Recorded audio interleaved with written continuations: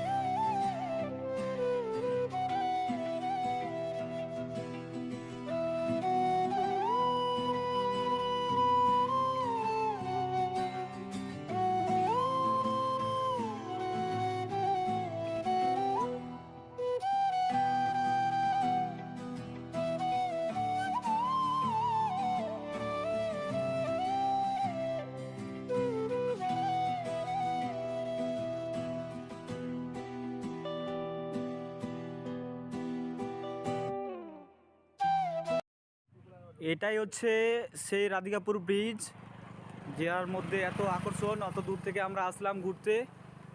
এই যে রাধিকাপুর ব্রিজ, এরপরে আমরা তোমাদেরকে দেখাচ্ছি নদীটা। এটা হচ্ছে আমাদের রাধিকাপুর ব্রিজ। আর এখানে সব ভাইয়েরা আসছে, ছবি টবি তুলছে। প্রায় প্রতিদিনই ভিড় হয় এরকমই ছবি তোলার জন্য।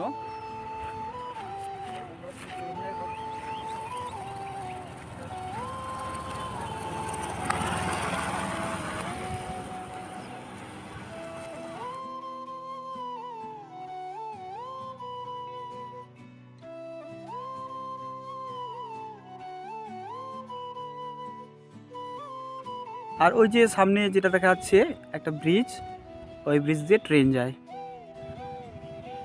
তো হ্যালো দীপক দা, আমি তোমার কাছে কিছু প্রশ্ন নিয়ে আসছি আজকে অনেক আমার প্রশ্ন আছে তোমার কাছে। এই যে রাধিকাপুর এখানে লেখা আছে, আই লাভ মাই রাধিকাপুর। তো দাদা, তোমার রাধিকাপুরটা কেমন প্রিয়, একটু তোমার কাছ থেকে শুনবো। আই লাভ মাই রাধিকাপুর কারণ হচ্ছে এটা ভারত বাংলাদেশের মেন ব্রিজ। এই ব্রিজ দিয়ে হাজার পাবলিক যাওয়া আসা করে। ওপারের লোক বলো এপারের লোক যাতায়াত মেন হচ্ছে এই রাধিকা ব্রিজ। এই ব্রিজটার নাম দেখতে পাচ্ছ, প্রথমে বলছি আই মানে আমি, লাভ মানে বুঝতে পারছো ভালোবাসার প্রতীক, তারপর কি আছে রাধিকাপুর। ওয়েস্ট বেঙ্গলের এটা হচ্ছে কি বলবো, এটা হচ্ছে ওয়েস্ট বেঙ্গলের যেটা নদী, এই নদীটার নাম হচ্ছে টাঙ্গন নদী, ঠিক আছে। এই নদীটা দক্ষিণ দিনাজপুর মানে প্রবেশ করেছে।